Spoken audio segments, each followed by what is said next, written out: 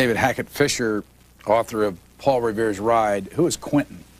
Quentin is one name for the horse that I learned my equestrian lessons on. It took many falls. It's to require 1,000 falls before one masters that side of it. Why were you on a horse? I mean, what relationship did... Well, actually, it started independently at Paul Revere, but the two issues developed at the same time. And I began to have a fellow feeling with Paul Revere. There are moments in his accounts of the ride that I think only a rider can really understand. Have you taken the ride?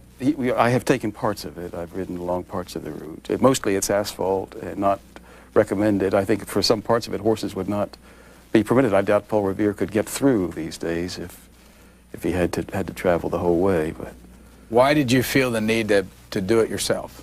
Well, you mean to do the... Right. Well, I felt I wanted to share the experience. I wanted to have a sense of the place and the presence. And part of it also was walking the battle road that the British troops retreated on. And there was one moment on a hill. No, it would have little meaning to anybody who hadn't been through the records first, but a hill in Lexington. It was the hill where the militia of Lexington made a stand as the British returned from Concord. And I walked that with the superintendent of the National Park Service, and it was on an April day, just the same sort of climate as that April 19th. And the hill is just the same, we think. It has changed very little. And there's a sense, more than anywhere else, more than at the bridge, more than the Old North Church, of that moment. It was very moving, I think.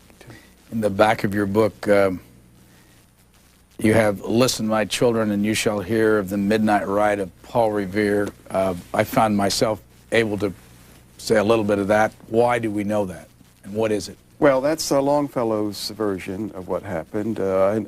Longfellow is the man who made Paul Revere a national hero. He was very much of a New England folk hero before that time. But Longfellow was writing in 1861, and he was trying to make a point. The point was mainly as the Civil War was coming on, and many people were in the agony of a decision.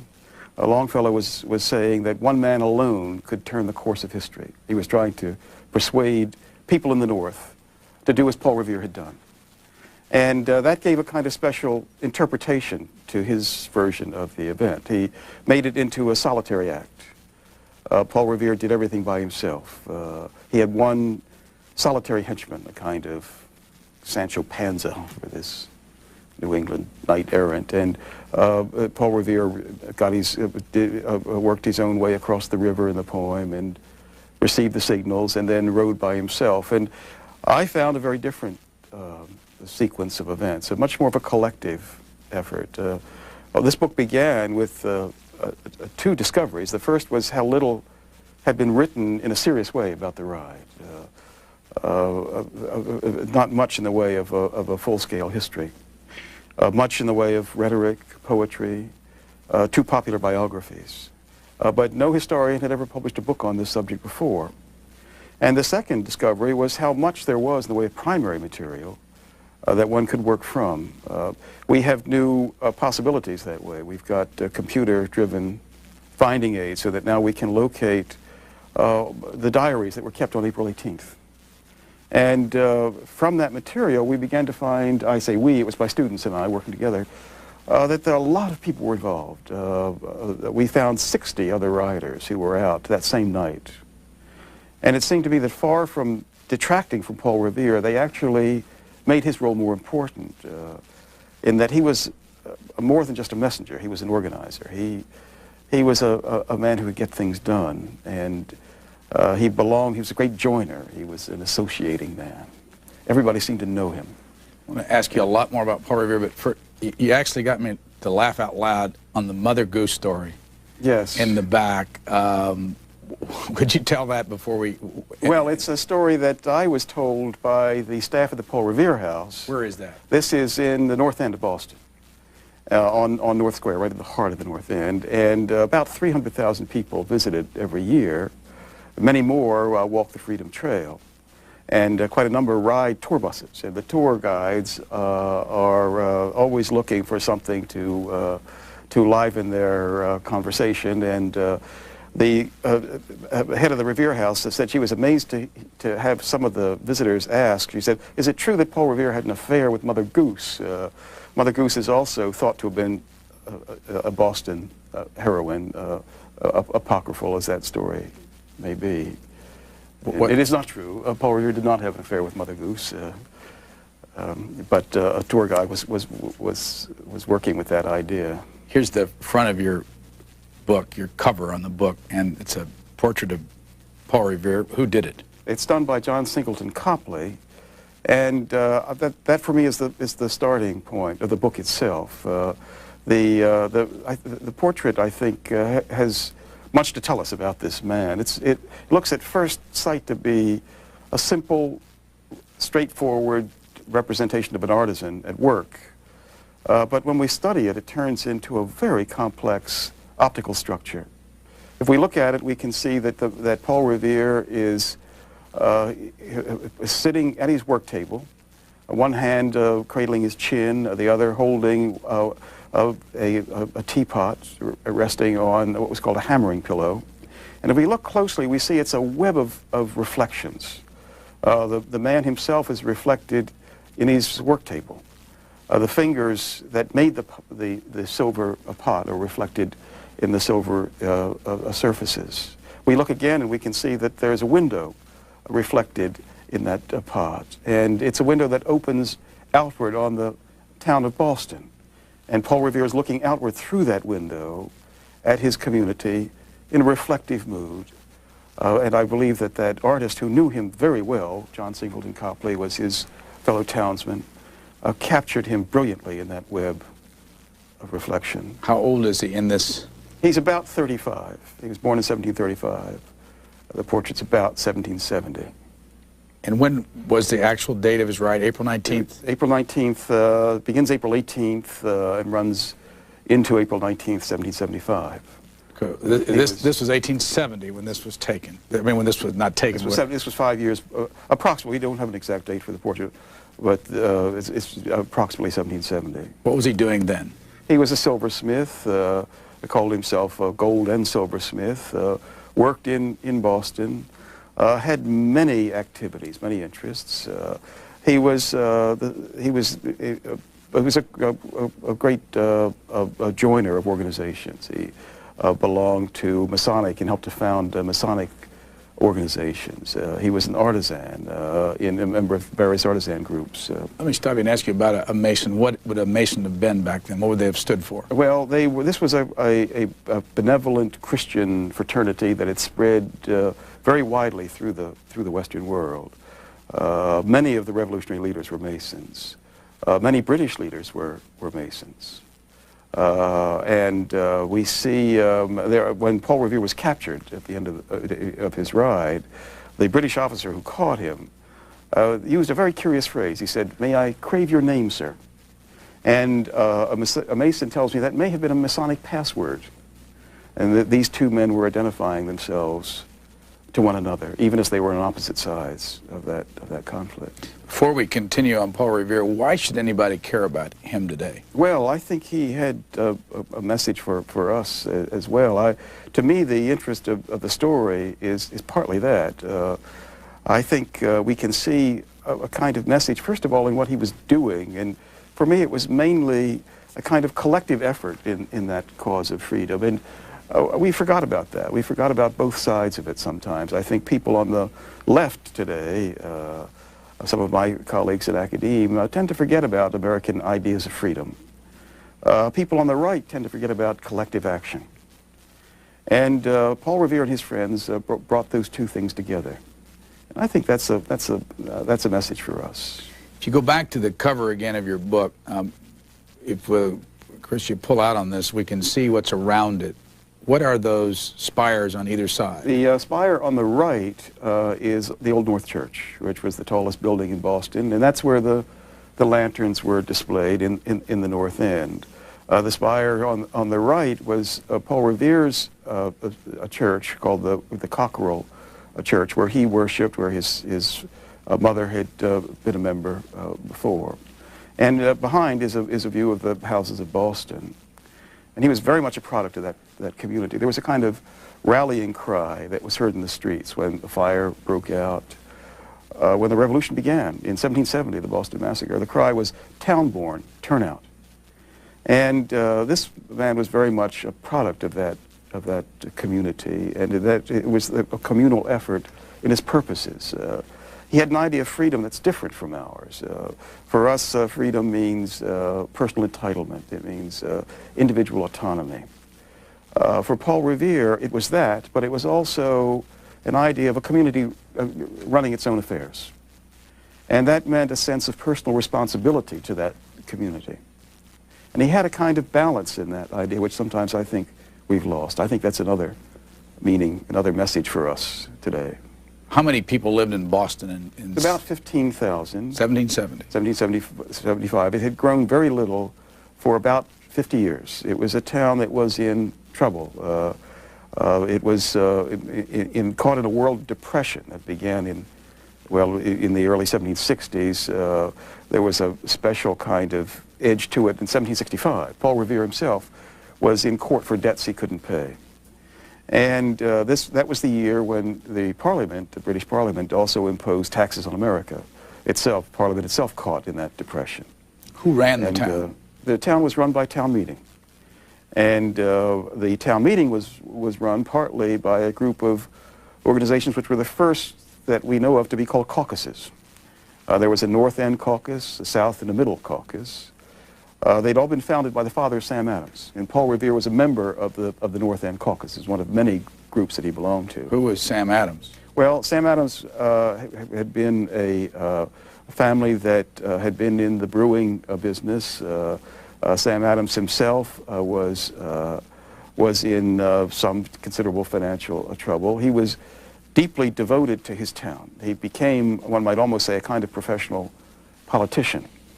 And when he was painted by Copley, he is holding the charter of Massachusetts in one hand.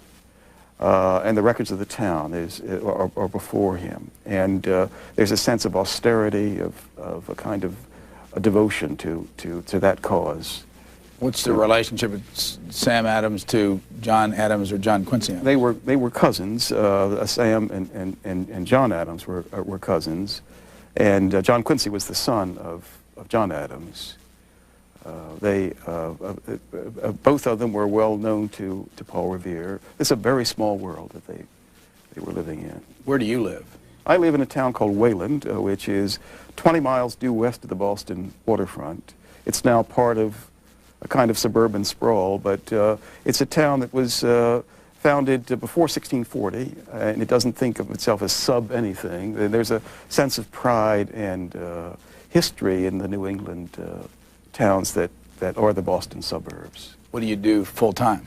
Well, I teach at Brandeis and write these books and try to bring those two things together.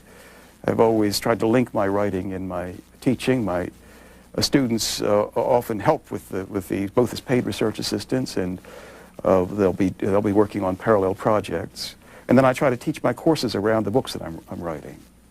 And I think that kind of union makes for better teaching and better writing as well. Where are you from originally? I'm originally from Baltimore, born and raised in Maryland, deep roots in the Maryland countryside, and married a Yankee, and have lived for 30 years in Massachusetts. Where did you go to school? I went to Princeton for my undergraduate work, and then to Johns Hopkins in Baltimore for my graduate training. What's a Yankee? Well, Yankee is somebody who's a little bit north of you are, I suppose. My North Carolina cousins regard Marylanders as Yankees. I think, for me, a Yankee is a New Englander. And it's a very special folk culture that I've written another book about, deeply rooted, with a very strong sense of its place. And Paul Revere was both French and English. He was also very much part of this Yankee world. Talked with a very strong Yankee accent. We know from his spelling. When he and his friends spelled charter, they spelled it with the 2 T's and 1 R, or no R at all, chatter. And he spoke with that sort of Boston accent. I think that's a clue to his bond with this folk culture. How many books have you written? I've written 8, depending on how one counts, on various subjects, almost entirely in early America. Which one was the biggest seller? Well, the biggest seller is actually a book of historiography so far. It's called Historians' Fallacies. And it's been fairly widely used for courses and in law schools. It's a book on how to think historically. It's a book about logic. And it's mainly about what I think is sometimes called informal logic. That is, the logic that used to be taught, not the mathematical, symbolic logic that's taught today, but structures of reasoning that are related to the field within which one is working. This is really 2 books in a way, isn't it? Well, yes, as to the research in the back. And also, a good deal of it at the back is about the myth, the legend of Paul Revere, and how that changed through time. Why did you decide, what is a historiography? Well, historiography is the study of history, and it means, for some people, it means a history of history. For others, it means a study of historical method. Here, it's mainly about the myths and the way they've changed through time. I think that's a subject that's as interesting to me as the event itself. One of our recent guests was James McPherson from Princeton. Writes a lot about the Civil War. In your acknowledgments, he kind of leads it off. What did he have to do? He and I were in graduate school together, and then we have found ourselves moving on parallel lines in at least some of our work.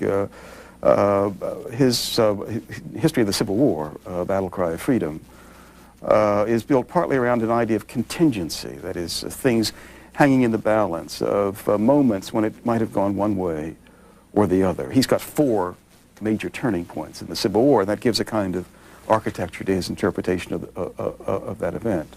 And I've been very much interested in contingency as well, perhaps in a slightly different sense. For me, this is a book about people making choices.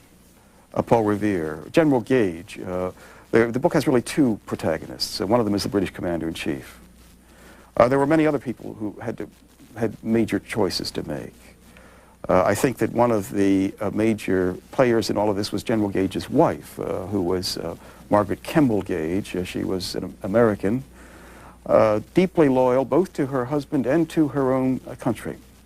And she felt cruelly divided. And there is evidence, circumstantial evidence, that we can't know for sure, but evidence that when Paul Revere and Joseph Warren were trying to discover what General Gage was trying to do on this expedition, they had a secret informer who may well have been Margaret Kemble Gage. She had a choice to make. General Gage had choices to make. He was an English Whig who was trying to hold the empire together, but within what he spoke of as the rule of law. And he never declared martial law before these events. He could have arrested Paul Revere. His superiors in London were urging him to do that. But he made choices, and his choices were to act within the letter of the law. He was a believer in English liberty, which meant a system that operated under the laws that were passed by Parliament. And he tried to be true to that, and it may have made a major difference in the outcome. Back to James McPherson, because there was you mentioned that you were together on the Delta Queen at one point. Yes, we were doing at Princeton Alumni College, Princeton and Johns Hopkins, refighting the Western battles of the Civil War. And actually, before we began doing that, we were exploring the western rivers, the Cumberland and the Tennessee in particular. But first, we thought we'd visit some of the sites ourselves just before, and we tried to get close to Fort Henry, which is now actually in the Tennessee River. It's underwater. And we drove down, got a little bit too close, and our car sank into the river mud there, and we, at least I had some reason to reflect on contingency and the choices we had made just then, and that helped to focus my thinking. I have a major debt to Jim in the work that he's done on this. When was the first year that you thought about doing a book on Paul Revere? Well, actually, I didn't until about 1992, and I was asked to give a lecture to the Massachusetts Historical Society, and looking for something that would be suitable, and they happened to own the Revere family papers and the 3 accounts that Paul Revere himself left of the ride. And so I thought, well, maybe a short paper might be got out of this, and then I got into it and found that there was so much more to be done. It grew from that into this book. How'd you go about it? Well, first, reading the major primary accounts that Paul Revere had left, there are extraordinary riches that way. This was an event that people called the Lexington Alarm. And the alarm was a sort of event that we know very well in the 20th century. It was like the assassination of President Kennedy. It was an event that people never forgot. They remembered everything they were doing at that moment, the moment when the news reached them. And in the 18th century, they wrote their memories down. And so we have diaries, we have memoirs, we have pension applications. People who had to apply for pensions were forced to write a narrative of their revolutionary service. And some of these men served at Lexington and Concord. Immediately after the Battle of Lexington, the Whig leaders tried to collect depositions to prove that the British had fired the first shot. And we have many, many depositions. So altogether, hundreds of these accounts of the event. And got a map here. You've got this in the book. This is called the Middlesex Alarm. Yes, that's the spread of the news. This is the spread of the warning from on the evening of the 18th, 19th, before the battle. I just want to show the audience. Where's Boston and where is Lexington and Concord? Well, Boston is to the right of that map. Over here? It's just a little above your finger. Boston is right here. Okay, well, we'll get a real close shot of that and people can see that. You can see Cambridge there and Boston to the right. Yes. And then Lexington and Concord are on a line. Cambridge, Lexington, and Concord are running west-northwest from Boston. And what's the distance between Boston and Cambridge? And it's about 6 miles from the Boston waterfront to Cambridge, about 20 miles from Boston waterfront to Concord. 1770, we've got Paul Revere in this portrait you've got on the cover here. Right. How many, he was married twice, but how many children did he have? He had 16 children, 52 grandchildren that we know about. Thousands of descendants today. The staff of the Revere House welcome many of them. They tell me that a remarkable number look very much like the Copley of Paul Revere. They arrive in 10-gallon hats and from many parts of the world, but they do resemble their ancestor.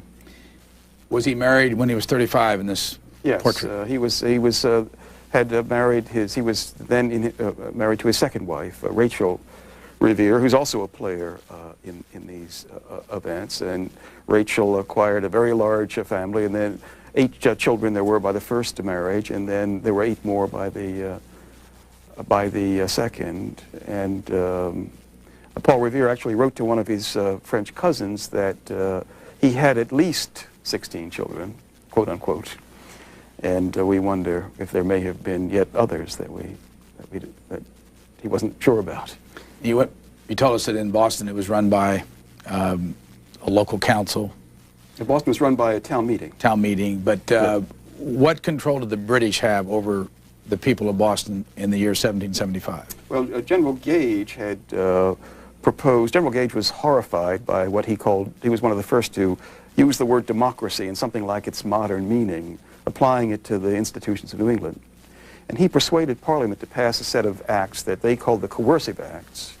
The Americans called them the intolerable acts. And one of them was, 2 of them transformed the government of Massachusetts. And one of them came very close to abolishing town meetings.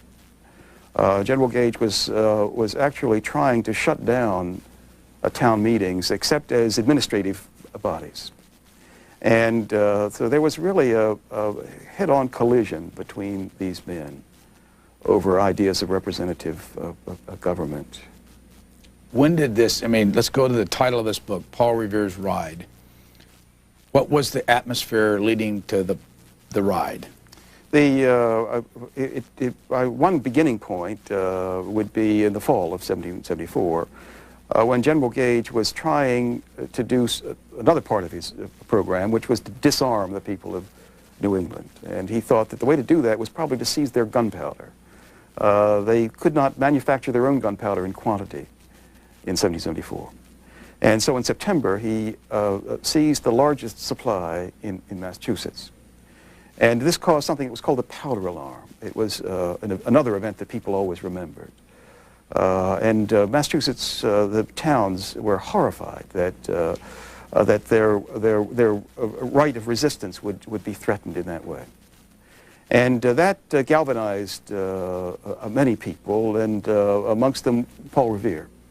He organized a kind of intelligence organization, a voluntary association, composed mainly of his fellow mechanics in Boston. And what they tried to do was to keep very close tabs on what General Gage was doing.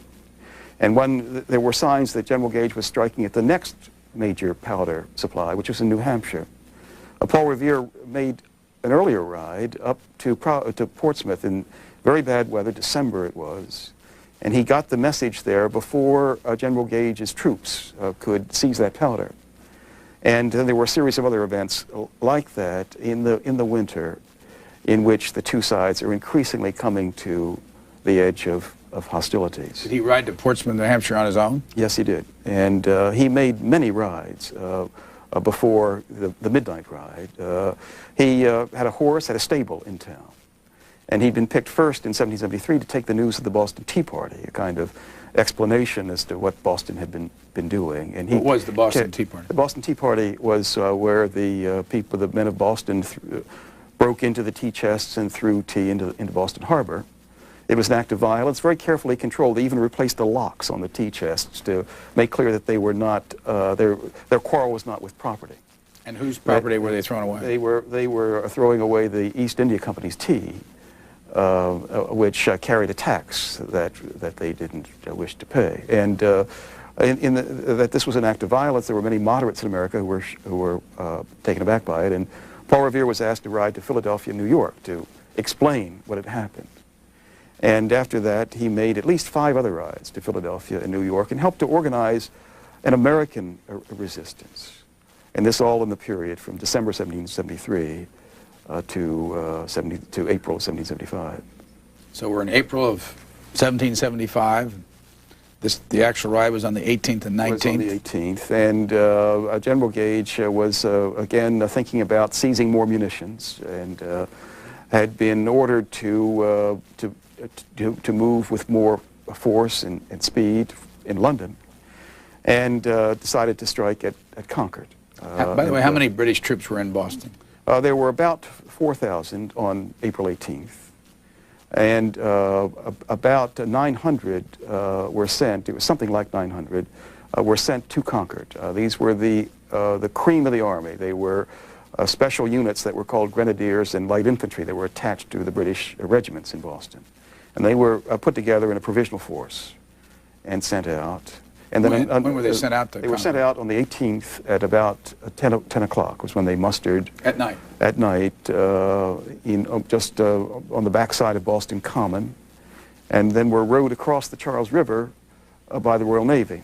And this was by sea. This was the 2 if by sea that then caused Paul. 1 if by land, 2 if by sea. They could have gone another way. They could have gone out across Boston Neck, a very narrow peninsula that connected Boston to the mainland. What does that refer to, the 1 if by land, 2 if by sea? Well, this was a warning that was to be sent out of Boston by lantern signals in case Paul Revere himself was unable to get clear. And he'd made arrangements with the Whigs in Charlestown. He had a network of friends over there. And the signals were to be displayed in the highest building in Boston, which was the steeple of the Old North Church. And as soon as Paul Revere and Joseph Warren discovered that the British troops were moving by sea that is to say across the Charles River, then Paul Revere went to ask his friends to display those lantern signals, another group of people whom he knew. And then off he went to find yet another group who were watermen, boatmen in Boston. And they rowed him across the Charles River. And there he met his friends in Charlestown, and they'd found a horse for him and took him on his way. It got started on his ride. But you know, leading up to the lantern in the North Church and the steeple, did they have that well organized? Did they know? Did they know? Elaborately organized. Organized in many different ways. Paul Revere had a problem with the idea of displaying the lanterns there. The Old North Church was Anglican, and the minister was Tory, and they're so unpopular in town that the church was closed. But Paul Revere knew the sexton of the church, and he knew one of the vestrymen, and he asked them to take a hand in that work, and they did it. If you were a Tory back then and a Whig, what would be the difference in your? What were the main differences in your philosophy? The main difference was really over the question of whether to resist British rule or to support it, and I think it came down to two ideas of freedom. Those two ideas that Paul Revere and General Gage personified. On the one hand, this sense of self-rule. On the other hand, the idea of the rule of law under Parliament. And there were two ideas, two ideals that these groups were fighting for. And they didn't call it the American Revolution. They called it a civil war. And it was that way for most of them. Here's a 1931 painting by Grant Wood. Yes, why is this in your book? Well, that's in the chapter on the mythology, and there we can see a kind of modern version, a 20th century version of the Longfellow interpretation. We see Paul Revere as a solitary figure, galloping all by himself through sleeping New England countryside, awakening each of these individual farmhouses. And that wasn't at all what happened. It was so many people working together, and what all of them did was not to knock on individual farmhouse doors, but to awaken the institutions of New England. It was a collective effort in that way as well. So on that night at 10 o'clock, 900 British soldiers take off to Concord. That's right. Go across the water, and then onto what road? Then, well, the crossing point was chosen for secrecy from the most remote part of Boston to an uninhabited part of Cambridge. And when they got across, they discovered the reason that it was uninhabited was it was a swamp. And the British troops were kept in that swamp until between 1 and 2 o'clock in the morning. Where was Paul Revere at this time? Paul Revere was, by midnight, he had gotten to Lexington. And by 1 to 2 o'clock, the word had been carried by other messengers as far as the New Hampshire border, which was nearly 30 miles north of here. And that was, these were 18th century times and distances. That was normally a long day's journey. Let me ask you, if Paul Revere wasn't there that night, would the people of Lexington still been tipped off? Well, that's one thing historians never know, but my hunch is he really did make a difference. And he made a difference mainly in the preparations before the ride. In organizing the effort. This couldn't have been done spontaneously. The British commanders thought that the American troops must have mustered a day or 2 days before their march, which they didn't do. But only by that kind of collective effort could this have happened the way that it did. And I think only by the organizing skills of people such as Paul Revere could that effort have been brought together. How many people lived in Lexington? In Lexington, about 800 to 900, something like that. It's very small. It was a dairy town. It was very scattered population. The town center, only a few houses around the green. What's there now? Now, I don't know what the population is. I would guess 20,000 probably. But if you go do you mean there, in terms of, yeah, but if what's you go the there green now, now? is there much to see? The green is remarkably unchanged in the buildings that immediately abut it. There's been a few buildings have been added. The meeting house is gone. There was a meeting house on the eastern edge of the green, and that was pulled down. But the Buckman Tavern, the building, a big building standing to the north, is still there. And about 4 houses are still there that were there on the night of April 18th. He's on his horse. He's headed toward Lexington. What's the distance between Charlestown across the river and Lexington? Well, he went in a roundabout way. He was got onto the Lexington road, which would have taken him directly there. And as he was moving toward Lexington, he saw 2 British officers in the shadow of a tree just ahead of him. And they were part of a patrol that General Gage had sent to stop Paul Revere. And Paul Revere pulled his horse around, rode back at a gallop, and then north to another town called Medford.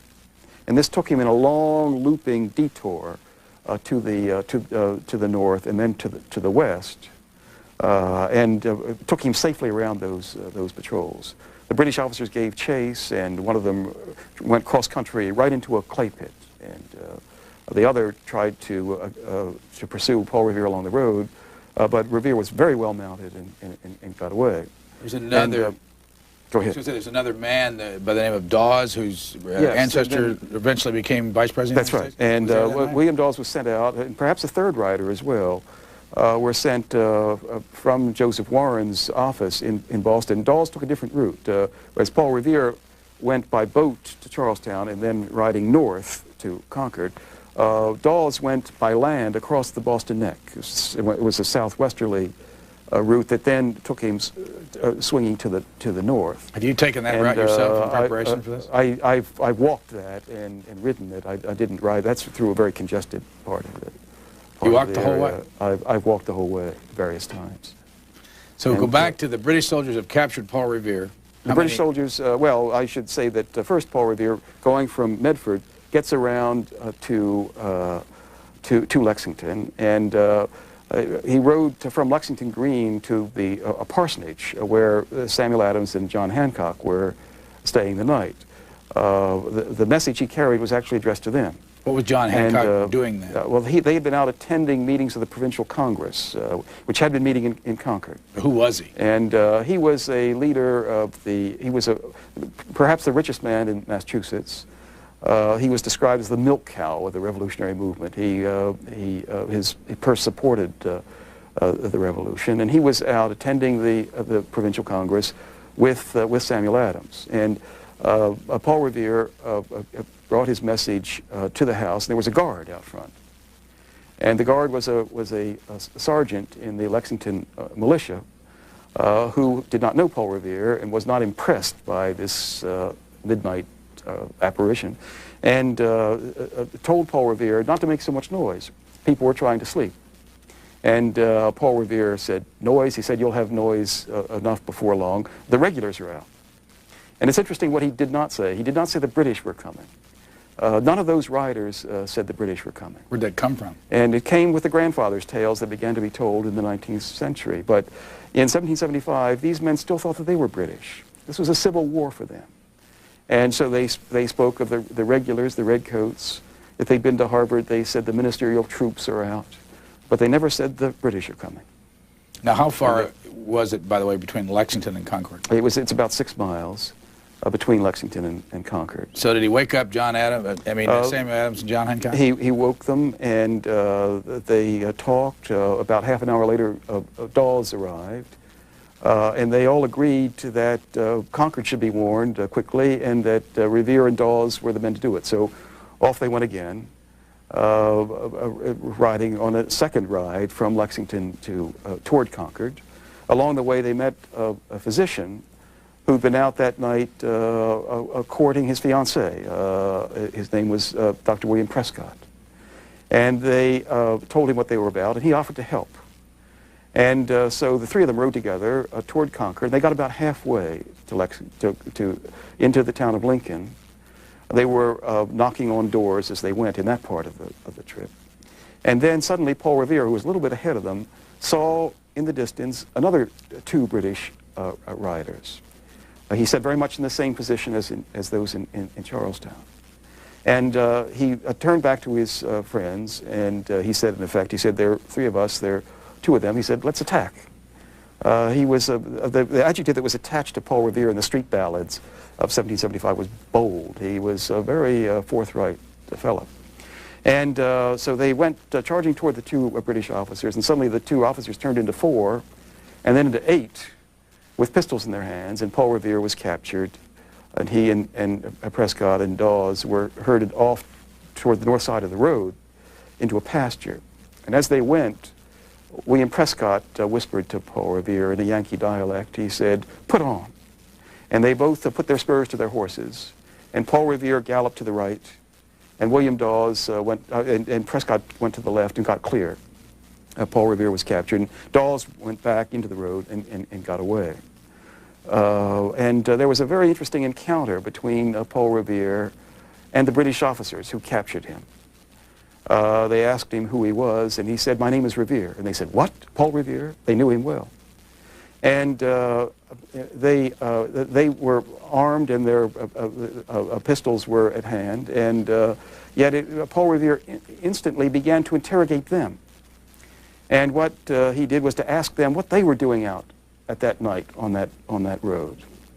And there was a process in which the captive himself regained a kind of initiative in that exchange. And what he was trying to do was to move those riders away from Lexington, away from the Concord Road, telling them that the militia had been alarmed, that 500 men would soon be in Lexington Green, that they were in danger, the British soldiers. What's this in the back of your book? Well, that's another part of the myth. That's Paul Revere as the iconoclasts of the 1970s saw him. That was another round in the mythologizing, in which some of the writers of the Vietnam generation were not only debunking the figures of the past, but making Paul Revere almost into a kind of villainous figure, who they said betrayed his cause by singing, as they said, to his British captors. And this is a picture of Paul Revere as a canary singing to his British captors. In fact, he didn't do that at all. He was he wasn't betraying his cause, but serving it at that moment. How'd he get away? Well, the British let him go. They decided that they had to carry his news back to the British column, the news that the countryside was alarmed. And so they went off at a high rate of speed to the east, and Paul Revere was allowed to go free. Where'd he go? He went back to the parsonage, back to see if Sam Adams and John Hancock had got away. And he discovered to his horror they were still there. They were still debating over what they should do. What time of the morning and is this? This was now about between 2 and 3 o'clock in the morning. And so he persuaded them to get clear of Lexington as quickly as possible, and helped them on their way to another parsonage farther into the countryside. And then he came back, and he met the clerk of John Hancock, who said there was yet another job that had to be done. John Hancock had left the secret papers of the Revolution in the tavern at Lexington Green. The clerk's name was John Lowell. And they asked Paul Revere if he would help carry off those papers. So back they went to the Buckman Tavern on Lexington Green, and they went racing up the steps, and there they found a huge trunk that still survives today. Very heavy. They had trouble picking it up. They went, as they bent over the trunk, Paul Revere looked out through the window. It was now nearly 5 o'clock in the morning, almost sunrise, about 4:30 perhaps. And in that gray light before the dawn, he was one of the first to make out the sight of the British troops coming up toward Lexington Green. So out they went from Lexington Tavern with the trunk between them, staggering across Lexington Green. They went passing through the Lexington militia that were mustering there, and carried their trunk beyond. And as they went beyond, they could hear the commander, Captain Parker, telling his men, "Don't fire first. Stand your ground, but don't fire first." Captain Parker's on the side of the militia. He is commanding the Lexington militia. They were not minutemen, by the way. This was a company militia. And were they trained? They were trained. Many of them were veterans. Probably more of them were veterans than were in the first British companies that came up. They had served in the French and Indian War, as Parker himself had done. Had there been any conflicts at this point in this country between the British redcoats and any rebels anywhere? There had been two.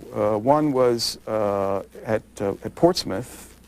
This was part of the powder alarm when Paul Revere got the word first, and there were actually shots fired there, and one British soldier was wounded. And then the first blood was spilled at another powder alarm in Salem, and this was in February of 1775. So there had been small scattered episodes before, but no big one.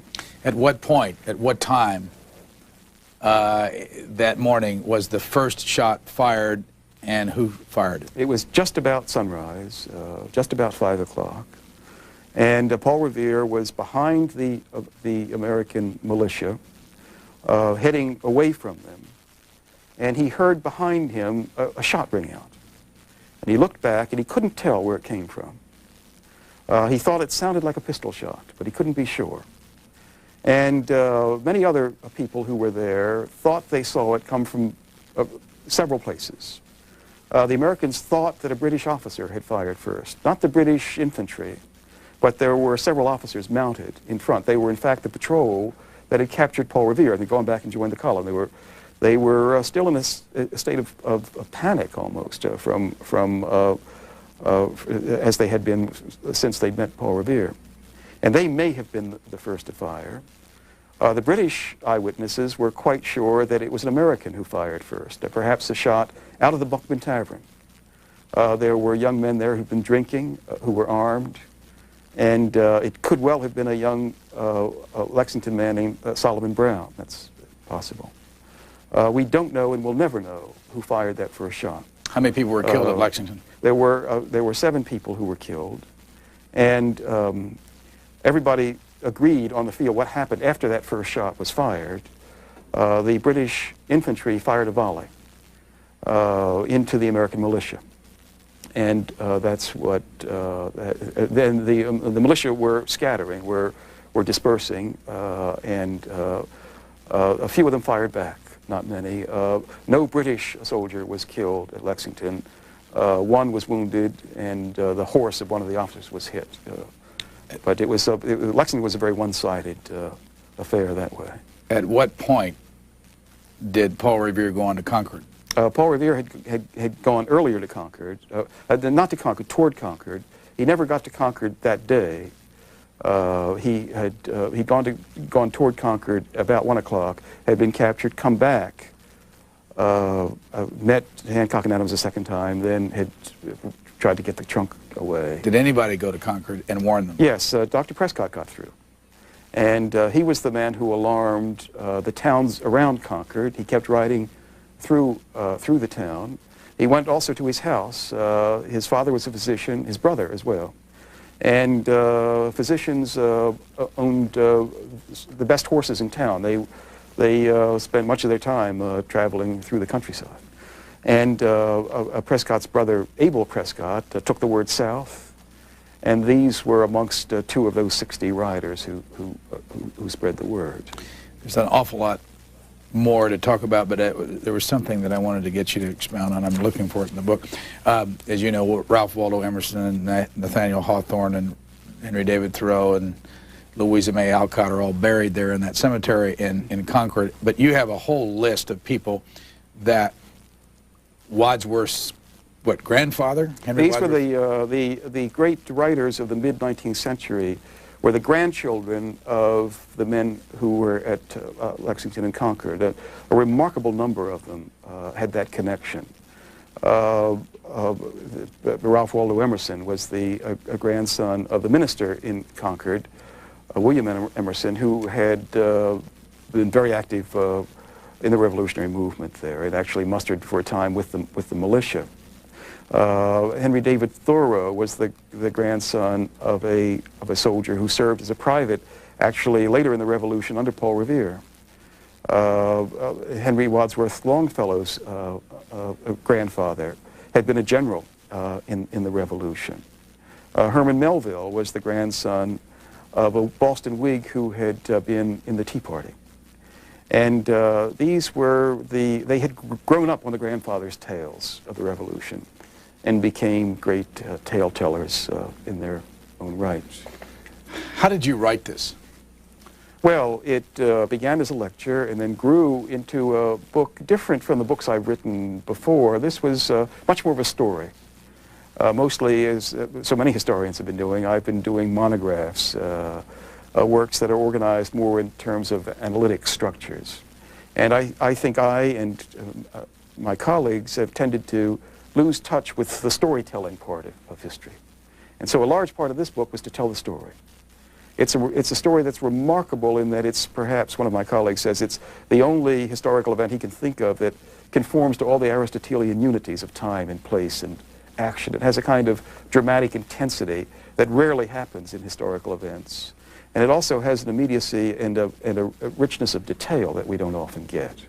You have acknowledgments that Jacqueline Jones tested several chapters on 2 young critics in her household. Yes, Who is that? she is, Jackie is my colleague at Brandeis. My 5 colleagues who are all the faculty of an program in American cultural history at Brandeis were very supportive of all of this, and Jackie has 2 young children at home who how young? They are, I'm not sure of their ages exactly, but they were old enough to be critics and were helpful in that way. You mentioned your wife Judith and John Henry Fisher. That's and my father. Miles. Miles is my brother. These are all family enterprises, and especially on this book, my daughter Susie, who took time from her career as a barrister in London to help with English materials, and also to was a critic. She was a history major in college, and is, I think, one of my toughest critics. What'd your wife do? She helped a lot. She has her own career. She, having raised a family, has gone back to get her own doctorate and is now teaching biology at Lesley College. And even so found time to help on some of the research trips, and also a critic. Who's Norma Fisher? Norma's my mother. And she contributed helpful advice and support. Yes. Your father, John Fisher? John Fisher, yes. He read a draft of it. Did he do anything else? Yes, they read drafts of it and were very helpful. I relied much on the wisdom of my father's advice. Kate Fisher, Ann Fisher, Frederick Turner, John Anderson Fisher, William Pennington Fisher. These are children's nephews and nieces, all of whom were pressed into service at every opportunity. Where did you write this? I wrote this in Wayland, Massachusetts, mainly. How do you write? In my study. Physically? I write every morning. I find that writing is, first of all, requires a kind of discipline, has to be a habit. And I think every writer has to build that sort of structure into his work. So I make a habit of writing every day, no matter what. Every day now? Every day traveling, every day, every holiday, I find an hour to write. Write longhand? No, I work now on a computer, and I find that very giving me much more control over the. I found it's not an easy thing to tell a story, I find, particularly a story of this complexity. And the computer helps in any number of ways. In your historiography in the back, you paint a picture of the celebration of the bicentennial at the North Bridge in Concord with Jerry Ford and Pete Seeger. There were two groups that met on the field in 1976. There was a kind of official a bicentennial, and then there was something else called the People's Bicentennial. Both laying claim to the founders and to the event. Did they celebrate this together, or they were both on the same field? The same thing happens very often. When we were at the last Patriots Day celebration, just in 1993, the followers of David Koresh were there with signs demonstrating against the Bureau of Alcohol, Tobacco, and Firearms. And it's an occasion in which many Americans make a case for their idea of freedom, often in conflict with other ideas. What's the connection between Paul Revere and the Vietnam War? Well, I think the legend of Paul Revere went through yet another transformation. There's been an odd rhythm in the 20th century. Americans will celebrate Paul Revere, particularly in moments of crisis. The Civil War, as Longfellow did, and then again in World War II, when Esther Forbes wrote a very good popular biography that made Paul Revere into a simple artisan, in her phrase, who became a representative of an ordinary American capable of extraordinary things. And this was published in the year of Midway of Corregidor. And then after that, Paul Revere became a cold warrior. He became a kind of businessman on horseback and was a sort of symbol of the union of capitalism and democracy. And suddenly there was a reversal that coincided with Vietnam. And Paul Revere became the target for many American iconoclasts, the author of that cartoon that you showed a moment ago. Singing Canary. The Singing Canary. And very different from the debunkers of the 1920s who made him into a kind of clown. But he becomes a truly villainous figure for the iconoclasts. And then it's reversing again today. And all the things that you saw and the places you went, if you were going to advise somebody who wanted to go trace these steps or see Paul Revere as they can today, what would you suggest? Well, I'd say travel the Battle Road. There is a stretch of the Battle Road that runs through Lincoln. It's called the stretch called the Nelson Road, and it's as near to the condition of that countryside in 1775 as any part of it can be. It's a country lane, and one can get a feeling there. Where would you go look for artifacts? Well, the artifacts are everywhere. They're in the museums. What's the best? We were we were astounded to find the spurs of Paul Revere in the Metropolitan Museum of Art. We were even more astounded to find them again, yes, in the Smithsonian. And we've been finding spurs of Paul Revere in other places as well. A good place to go is the Paul Revere House, which is maintained. It's the only 17th century house that still stands in what was Old Boston. And it's maintained by the Paul Revere Memorial Association and is worth a visit. Our guest, I'm sorry, we are out of time. I didn't mean to cut. Do you want to finish that sentence? Well, I was going to mention the Old North Church. Can you go and see the Old North? And the Old North Church is open and welcomes visitors as well. My apologies, we are out of time, and this is the book. It's called Paul Revere's Ride, and the author is David Hackett Fisher, a professor at Brandeis University. Thank you very much for joining us. Thank you for having me. Of rhetoric, poetry, two popular biographies. But no historian had ever published a book on this subject before. And the second discovery was how much there was in the way of primary material that one could work from. We have new possibilities that way. We've got computer-driven finding aids so that now we can locate the diaries that were kept on April 18th. And from that material, we began to find, I say we, it was my students and I working together, that a lot of people were involved. We found 60 other writers who were out that same night. And it seemed to me that far from detracting from Paul Revere, they actually made his role more important in that he was more than just a messenger. He was an organizer. He was a man who could get things done. And he was a great joiner. He was an associating man. Everybody seemed to know him. I want to ask you a lot more about Paul Revere, but you actually got me to laugh out loud on the Mother Goose story. Yes. In the back. Could you tell that before we... Well, it's a story that I was told by the staff of the Paul Revere House. Where is that? This is in the North End of Boston, on North Square, right at the heart of the North End. And about 300,000 people visit it every year. Many more walk the Freedom Trail. And quite a number ride tour buses. And the tour guides are always looking for something to liven their conversation. And the head of the Revere House said she was amazed to have some of the visitors ask. She said, "Is it true that Paul Revere had an affair with Mother Goose?" Mother Goose is also thought to have been a Boston heroine.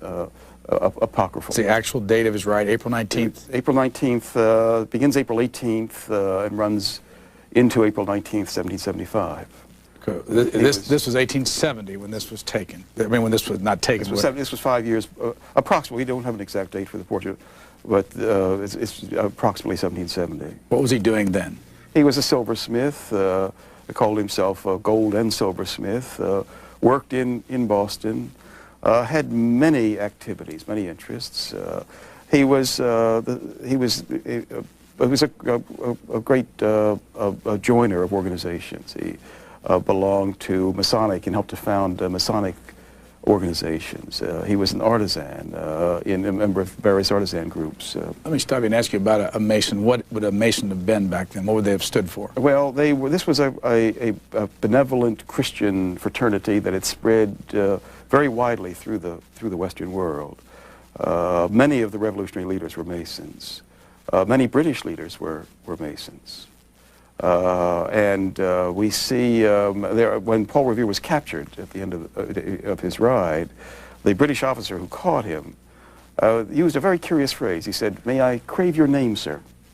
And a Mason tells me that may have been a Masonic password, and that these two men were identifying themselves to one another, even as they were on opposite sides of that conflict. Before we continue on Paul Revere, why should anybody care about him today? Well, I think he had a message for us as well. To me, the interest of the story is partly that. I think we can see a kind of message, first of all, in what he was doing, and for me it was mainly a kind of, as that story may be. It is not true. Paul Revere did not have an affair with Mother Goose. But a tour guide was working with that idea. Here's the front of your book, your cover on the book, and it's a portrait of Paul Revere. Who did it? It's done by John Singleton Copley, and that for me is the starting point of the book itself. The portrait, I think, has much to tell us about this man. It looks at first sight to be a simple, straightforward representation of an artisan at work. But when we study it, it turns into a very complex optical structure. If we look at it, we can see that Paul Revere is sitting at his work table, one hand cradling his chin, the other holding a teapot resting on what was called a hammering pillow. And if we look closely, we see it's a web of reflections. The man himself is reflected in his work table. The fingers that made the silver pot are reflected in the silver surfaces. We look again and we can see that there's a window reflected in that pot. And it's a window that opens outward on the town of Boston. And Paul Revere is looking outward through that window at his community in a reflective mood. And I believe that artist who knew him very well, John Singleton Copley, was his fellow townsman, captured him brilliantly in that web of reflection. How old is he in this? He's about 35. He was born in 1735. The portrait's about 1770. And when was David Hackett Fisher, author of Paul Revere's Ride, who is Quentin? Quentin is one name of the horse that I learned my equestrian lessons on. It took many falls. To require 1,000 falls before one masters that side of it. Why were you on a horse? I mean, what relationship did... Well, actually, it started independently of Paul Revere, but the two issues developed at the same time. And I began to have a fellow feeling with Paul Revere. There are moments in his accounts of the ride that I think only a rider can really understand. Have you taken the ride? I have taken parts of it. I've ridden along parts of the route. Mostly it's asphalt and not recommended. I think for some parts of it, horses would not be permitted. I doubt Paul Revere could get through these days if he had to travel the whole way. But why did you feel the need to do it yourself? Well, you mean to do the... Right. Well, I felt I wanted to share the experience. I wanted to have a sense of the place and the presence, and part of it also was walking the battle road that the British troops retreated on. And there was one moment on a hill. No, it would have little meaning to anybody who hadn't been through the records first, but a hill in Lexington. It was the hill where the militia of Lexington made a stand as the British returned. from Concord. And I walked that with the superintendent of the National Park Service, and it was on an April day, just the same sort of climate as that April 19th. And the hill is just the same, we think. It has changed very little. And there's a sense, more than anywhere else, more than the bridge, more than the Old North Church, of that moment. It was very moving, I think. In the back of your book, you have, "Listen, my children, and you shall hear of the midnight ride of Paul Revere." I found myself able to say a little bit of that. Why do we know that, and what is it? Well, that's Longfellow's version of what happened. Longfellow is the man who made Paul Revere a national hero. He was very much of a New England folk hero before that time. But Longfellow was writing in 1861, and he was trying to make a point. The point was mainly as the Civil War was coming on, and many people were in the agony of a decision. Longfellow was saying that one man alone could turn the course of history. He was trying to persuade people in the North to do as Paul Revere had done. And that gave a kind of special interpretation to his version of the event. He made it into a solitary act. Paul Revere did everything by himself. He had one solitary henchman, a kind of Sancho Panza for this New England knight-errant. And Paul Revere worked his own way across the river in the poem and received the signals and then rode by himself. And I found a very different sequence of events, a much more of a collective effort. This book began with two discoveries. The first was how little had been written in a serious way about the ride. Not much in the way of a full-scale history. Much in the way